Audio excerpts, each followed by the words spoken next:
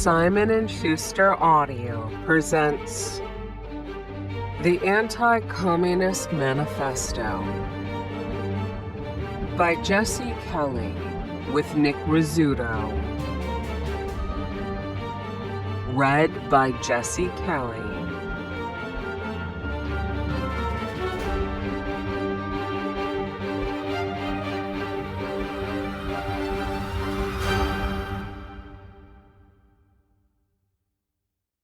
Dedicated to me. Forward. I'm always talking about how evil communism is. One day someone said to me, "Hey, you should write a book about it." So here it is. Jesse Kelly. Introduction. Communism is an evil, demonic religion, and it has infected America to its bones. It will tear this nation apart if it is not driven from our shores. America is on the verge of defeat, brothers and sisters. As a nation, she is unrecognizable from what she was a century ago, what she was a decade ago, a year ago, yesterday. The ideals, principles, and foundations that once made her the envy of the free world have been eroded to the point of non-existence. All that remains is for a gentle push to send her over the edge. Picture in your mind a person who has damaging information against the Clintons and is teetering on the edge of a cliff with Hillary in a three-point stance behind them. That's America right now. I wish I could tell you that our nation stands at a crossroad, that things could go either way and the future of the country is up in the air. But that's not the case. America chose a path long ago. Now we stand within sight of the journey's dark end. You no doubt see it every day on your television screens, in the news you read, in the entertainment you consume, in the incessant jabbering of the wildebeests on The View, in the syllabus your son or daughter brings home from school. You can practically taste it in the air around you, a bitter cocktail of divisiveness, self-hatred, perpetual victimhood, and degeneracy. All the while, there has been someone leading the way. For generations, he's been guiding us.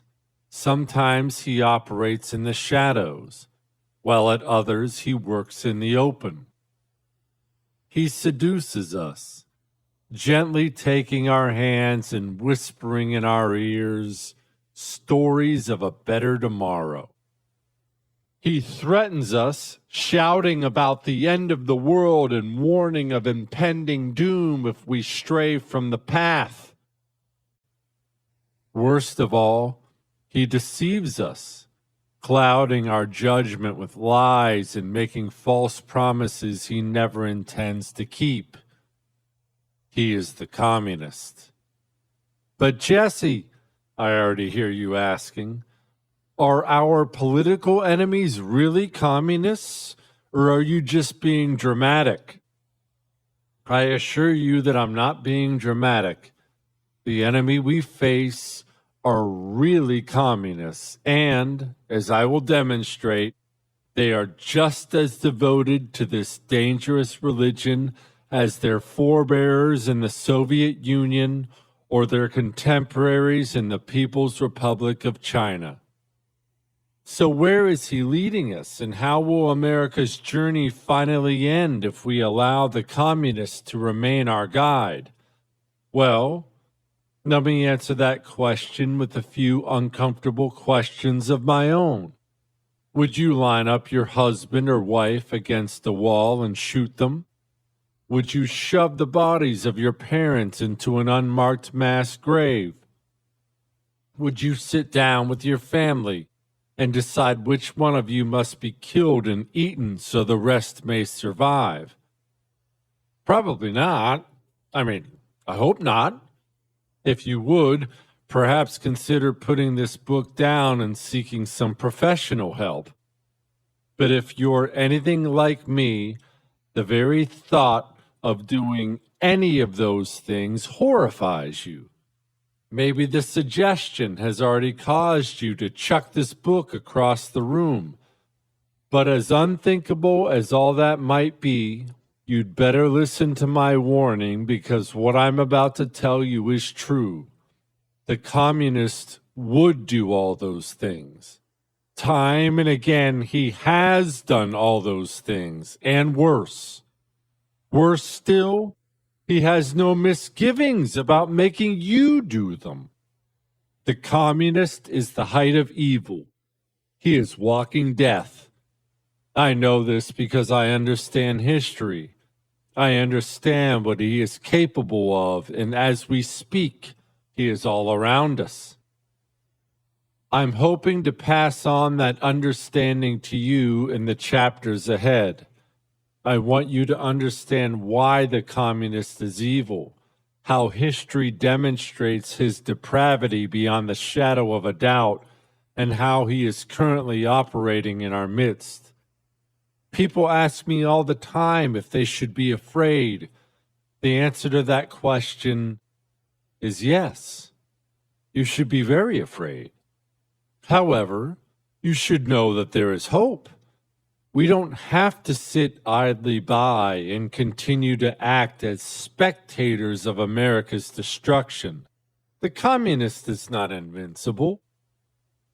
In the chapters that follow, I will outline not only the challenges we face, but the specific steps you can take to defeat the communist. But we must act, and we must act now. Let us begin. Chapter 1: The Communist and Anti-Communist. Have you ever been to the mountains? You might have seen a curious sight, a boulder somehow shattered in a million pieces. It's a fascinating occurrence. When you lay eyes on it, the first thing that might cross your mind is to wonder what force of nature could possibly have destroyed a boulder so old, large, and strong. The answer to that question is water. Boulders will develop cracks over time, and inevitably rainwater or runoff from melting snow will seep into those cracks. A freeze will come. The water will expand. Ultimately, the force of that frozen water destroys the boulder. So who is the communist? The communist is the water. Your society is the boulder. Societies, over time, will develop cracks, just like the boulder. Little weaknesses that don't appear important at first, but they are everything to the communist.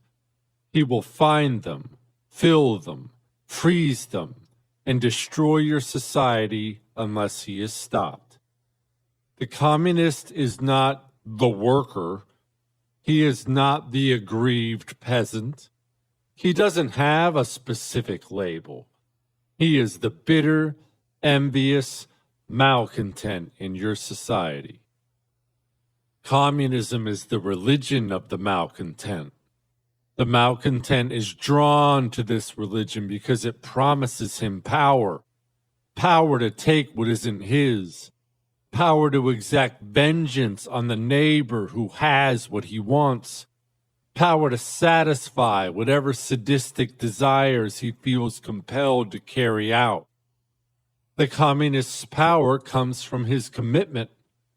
If you think of the communist as a political ideologue, you are grossly underestimating his devotion, and you will never defeat him. He is a religious zealot. He is as deadly committed to his God as the suicide bomber. So where did this religion come from? Like every religion, it has a prophet and a scripture. Its founding scripture, the Communist Manifesto, was first presented to the masses in 1848 and was authored by Karl Marx and his accomplice, Friedrich Engels, the Moses and Aaron of communism. Over the course of their lifetimes, the pair wrote countless volumes outlining and justifying their faith. A person could spend an entire lifetime studying what they and their successors wrote, but let me summarize the key points for you. Human history is a war between two classes, workers and capitalists. The capitalist class are the oppressors. The working class are their victims. The working class will rise up and destroy the capitalist class and the society they've built, and it will be replaced by a workers' paradise. The outcome is preordained. The workers' victory is inevitable, and it will unfold across every corner of the world. Marx's prophecy speaks to the loser because it sets him above all other people and tells him he will inherit the world. He describes the communist as the most advanced and resolute section of the working class parties of every country. This description is ironic if you understand who Marx and Engels were. Two men who never engaged in any work themselves. Karl Marx was a fat and lazy man who spent his days living off the generosity of his parents and wealthy friends. This self-described advanced member of the working class never shed a drop of sweat in his life unless he had to walk a flight of stairs, and the only jobs he ever held were as a journalist and a writer.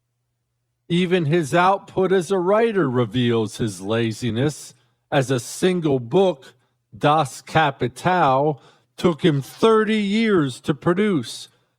He was also a noted liar, a slob, and a serial adulterer who refused to take responsibility for children he fathered out of wedlock.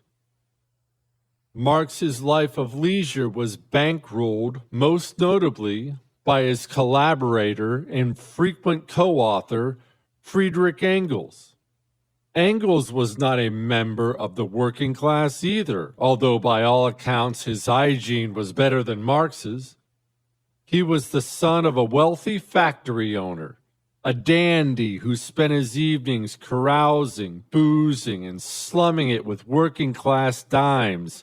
In other words, he was the type of man Joseph Stalin would have had introduced to the business end of a pistol without blinking an eye.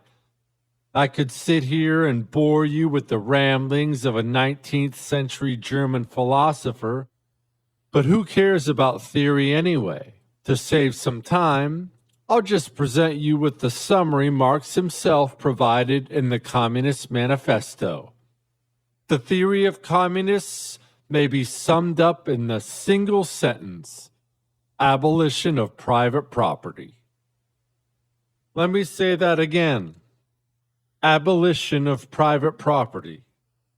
Tattoo it on your mind. Marvel at its simplicity. This is what motivates the communist.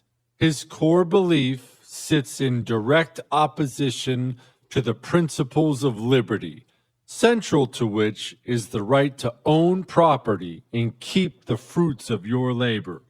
He wants to destroy everything you have. The communist lives to destroy property, destroy his opposition, and destroy the very foundations of society. it's important to understand that communism is not an ideology, but rather, as I've already said, a religion. In many ways, it's the polar opposite of Christianity. It starts in Armageddon and promises to end in the Garden of Eden. Marx and his comrades believed that the overthrow of capitalism was inevitable. They told the faithful that victory had been preordained not by God, as a Christian believes, but by the laws of science. Just as Darwin discovered the law of development of organic nature, Engels said in 1883, so Marx discovered the law of development of human history. The workers' paradise, they argued, was not a matter of if, but of when. This is the end times prophecy that the communist preaches with all the same fervor of a priest telling his congregation about the coming of the kingdom of heaven. So with Marx as his prophet, a deep sense of entitlement in his mind, and with total confidence in his cause, nothing would stand in the communist's way. He believed he was the bringer of utopia and felt absolutely justified using any means necessary. He went forth in history to wreak havoc on the Western world and beyond, and wreak havoc he did. He established secret police, imprisoned dissidents in concentration camps, seized property by force, sent forth death squads, induced mass starvation in non-compliant populations. Wherever his religion took root, death and suffering followed.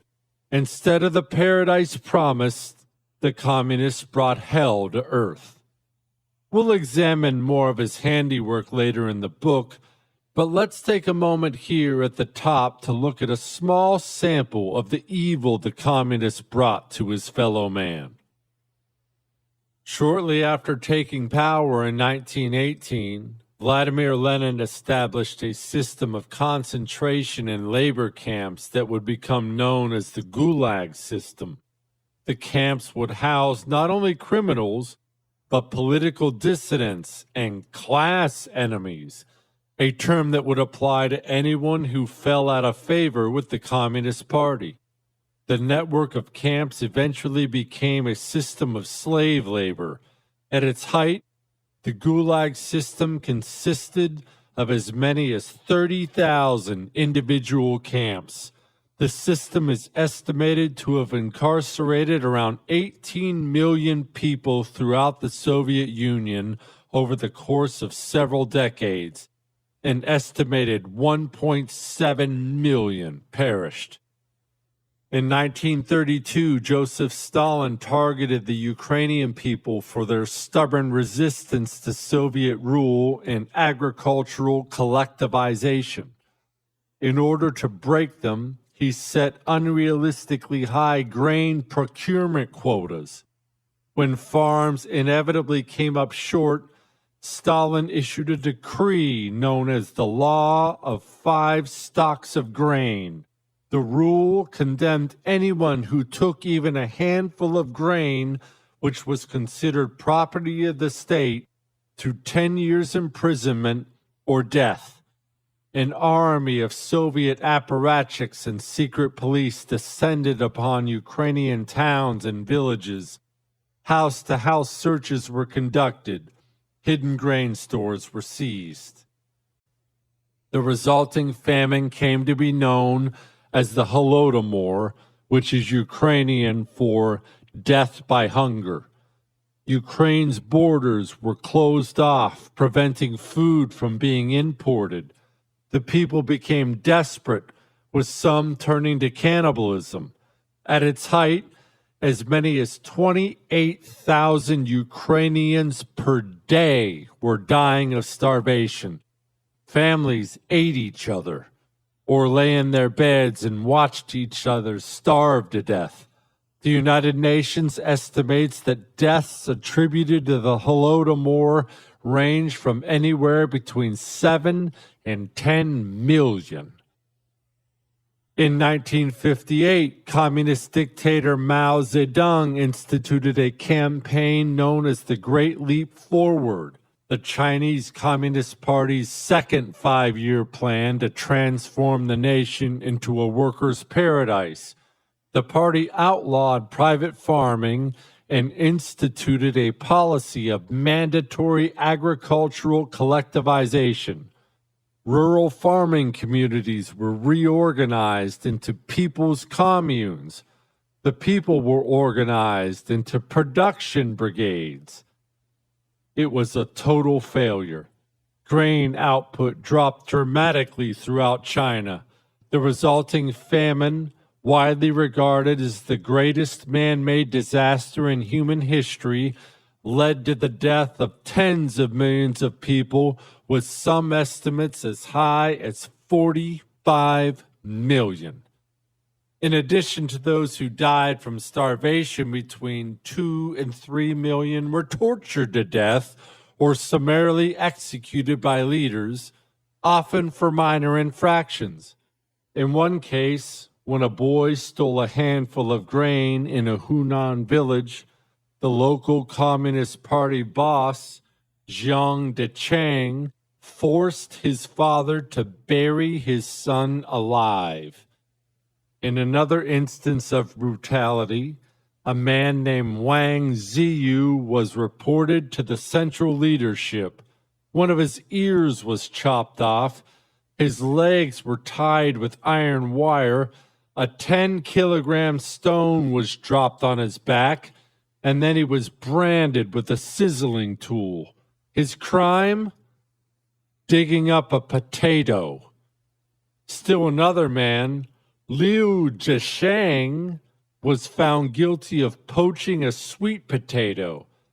He was covered in urine, then tongs were used to pry open his mouth, and he was forced to swallow excrement. In April 1975, the army of the Khmer Rouge, a communist movement led by Pol Pot, rolled into the Cambodian capital of Phnom Penh.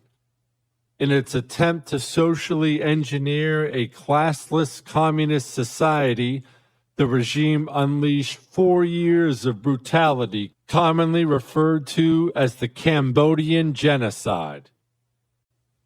The regime abolished civil liberties and political rights. They confiscated private property and banned the use of money. The government established a system of prisons where countless people were tortured and executed. In the most notorious of these prisons, known as S-21, those accused by communists of being traitors were cataloged, tortured until they confessed to non-existent crimes, and murdered. At least 12,000 people met their fate at S-21 under the cruelest of conditions. Between 1975 and 1979, the Khmer Rouge's rule would lead to the death of as many as 2 million Cambodians, or close to 25% of the nation's entire population. Have you heard enough yet? Too bad. I saved the worst for last. Between 1949 and 1951, the Romanian Communist Party, in conjunction with the Soviets, carried out what came to be known as the Pest experiment.